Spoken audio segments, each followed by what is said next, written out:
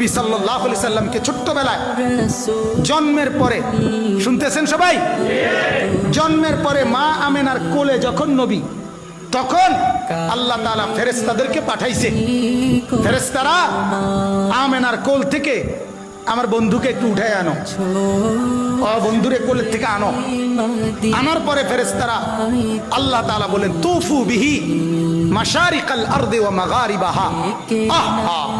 আল্লাহ তাআলা বলেন ফেরেশতারা পূর্ব থেকে পশ্চিম পর্যন্ত দিক দিগন্তে চতুর্দিকের সৃষ্টি জগতে আমার বন্ধুকে একটু ঘুরাও, আর আমার সমস্ত সৃষ্টি মাখলুকাতকে বলো যে তোমরা সবাই বন্ধুকে দেখো।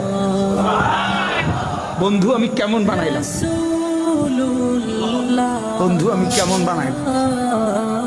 আল্লাহ বলছে ফেরেশতাদেরকে ওই আসমানকে বলো, এই আসমান দেখো মাওলা তার বন্ধুকে কেমন বানাইছেন, দেখো না, নাকটা দেখো, চোখটা দেখো, কান দেখো, হাত দেখো।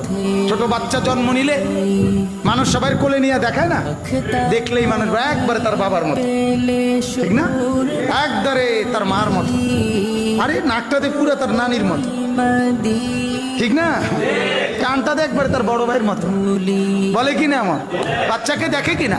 রব্বুল আলামিন বলে ফেরেশতারা আমার কায়নাতকে দেখাও, আমার সৃষ্টিকে দেখাও যে বন্ধু আমি কেমন বানাই, কেমন সুন্দর করে বানাই।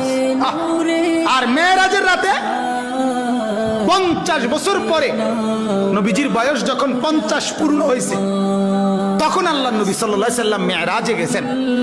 মেরাজে আল্লাহ তাআলা নবীজি সাল্লাল্লাহু আলাইহি সাল্লামকে আরশে আজিমের উপরে দাঁড় করাইছেন, এমন জায়গায় যেই জায়গার উপরে আর কোনো সৃষ্টি নাই, আর কোনো মাখলুক নাই, সবকিছু নবী পাকের কদম মোবারকের নিচে, উপরে শুধু একজনই আছে নবীজির উপরে, তিনি আল্লাহ।